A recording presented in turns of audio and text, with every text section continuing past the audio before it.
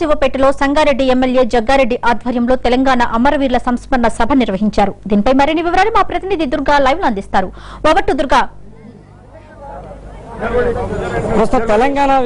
తెలంగాణ ఉద్యమం పేరుతో అసూలు బాసినటువంటి కుటుంబాలు ఆదుకునేటువంటి కార్యక్రమంలో భాగంగా సంగారెడ్డి ఎమ్మెల్యే తూర్పు జయప్రకాష్ రెడ్డి మరోమారు శ్రీకారం చుట్టారు. ప్రధానంగా 1969లో అమరులైనటువంటి పోలీసు తోటాలకు బలైనటువంటి సదాశివపేటలో ఇద్దరు కుటుంబాల కృష్ణ శంకర్ కుటుంబాలకు ₹1,00,000 చొప్పున ఆర్థిక సహాయాన్ని అందిస్తూ మరోవైపు దాదాపు 98 మంది కుటుంబ సభ్యులకి ఆ రోజు ఉద్యమాల కారణంగా అరెస్టులు పాలైనటువంటి దాదాపు 98 కుటుంబాలకు ₹20,000 కూడా ఆర్థిక సహాయాన్ని అందిస్తూ కూడా ఇవాళ పెద్ద ఎత్తున శ్రీకారం చుట్టినటువంటి కార్యక్రమం మొట్టమొదటిసారిగా తెలంగాణ ప్రాంతంలో ఇదే ఒక వినూత్నమైనటువంటి కార్యక్రమం.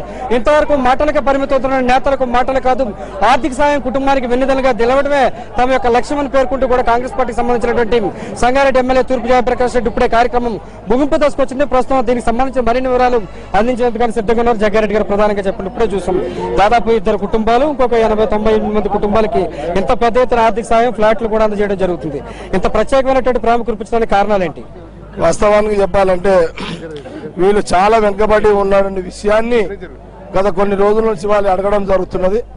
మరి ఈ మధ్య కాలంలో మరి ఈ ఆర్థిక సాయం కూడా అందించాలని ఒక వాతావరణం రావడం నిజంగా మంచిదే. ఎందుకంటే అనుకోని పరిస్థితులలో ఆవేశపూరిత నిర్ణయాల వల్ల ఆత్మాహుతి చేసుకుని చనిపోయిన వాళ్ళని గురించి పట్టించుకునే శాతం చాలా తక్కువ ఉండడం, కేవలం వాళ్ళకు సన్మానాలకి పూలదండలు శాలువలకే పరిమితం చేయడమే కాకుండా వాళ్ళకి ఎలాంటి ఆర్థికంగా ఆదుకోకపోవడం నిజంగా బాధాకరం, దురదృష్టకరం.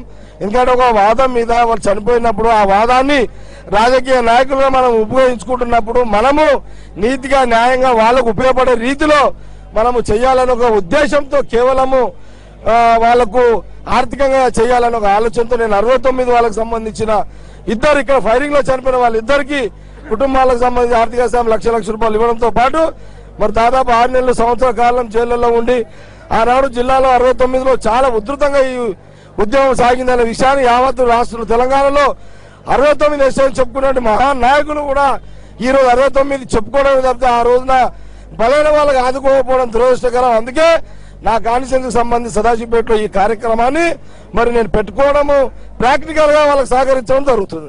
ప్రధానంగా మీరు ఇందాక చేసినటువంటి వాయిస్ లో కూడా ప్రధానంగా ప్రధాన ప్రత్యర్థిగా ఉండే టీఆర్ఎస్ మీద విమర్శనాస్త్రాలు గుప్పించారు. టీఆర్ఎస్ ఉద్యమ పార్టీగా మీరు ఎందుకు భావించారు?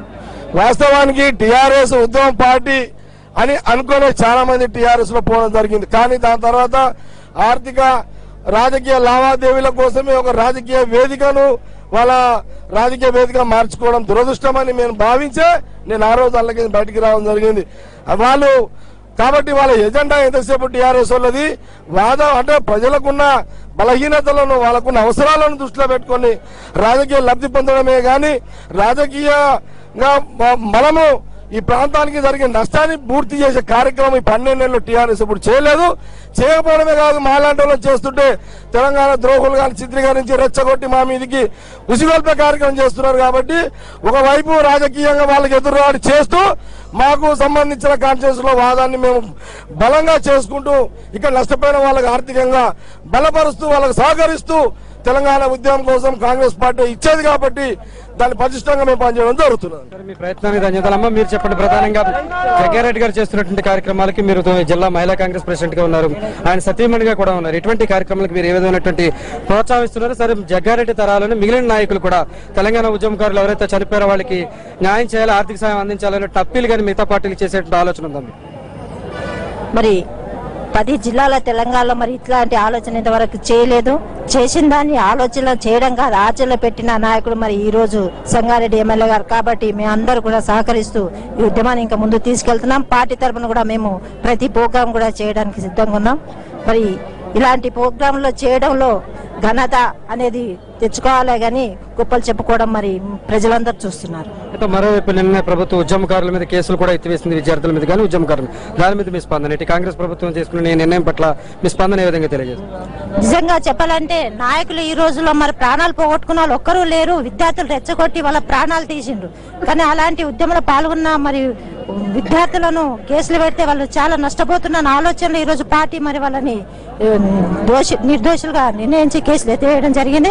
మా పార్టీ తరఫున మేము చాలా హర్షణీయంగా వ్యక్తం చేస్తున్నాం. మొత్తం మీద తెలంగాణ ప్రాంతంలో కొత్త విప్లవానికి, కొత్త సరికొత్త వివాద నినాదానికి తెరతీసినటువంటి తూర్పు జయప్రకాష్ రెడ్డి ప్రయత్నం పట్ల ఇక్కడ ఉన్నటువంటి కుటుంబ సభ్యులు కూడా హర్షం వ్యక్తం చేస్తున్నారు. ఎందుకంటే ఇప్పటివరకు మాటలు చెప్తున్నటువంటి నాయకులు ఇవాళ మాటలే కాదు, ఆర్థిక సహాయాన్ని కుటుంబానికి ఫ్లాట్లు కూడా అందజేయడం, అన్ని విధాల వాళ్ళకి అండదండలు నిలిపేటువంటి ప్రయత్నం చేస్తూ ఇదే వేదిక మీద ఒక కీలకమైనటువంటి సూచన చేస్తున్నారు. ఆత్మహత్యలు చేసుకోవద్దు, ఆత్మ బలిదానాలు వద్దు, త్యాగాలతోనే తెలంగాణ తప్ప ఆందోళనలతోటి తెలంగాణ ప్రశాంతంగా సత్యాగ్రహం చేస్తూనే శాంతియుత మార్గంలో తెలంగాణ సాధించుకుందాం, విద్యార్థులు ఆత్మహత్యలు చేసుకోవద్దు అనేటువంటి నినాదాన్ని కూడా ఈ ప్రాంతం నుంచి సదాశివపేట నుంచి కొద్దిసేపటి క్రితం జంగారెడ్డి ఇచ్చారు. మొత్తం మీద ఏదైనా ఈ ప్రయత్నం మిగిలిన నియోజకవర్గాల ఎమ్మెల్యేలు కానీ ప్రజాప్రతినిధులు కానీ దీన్ని ఆదర్శంగా తీసుకుని ముందుకు పోవాల్సినటువంటి అవసరం ఎంతైనా ఉందని రాజకీయ విశ్లేషకులు కూడా అభిప్రాయం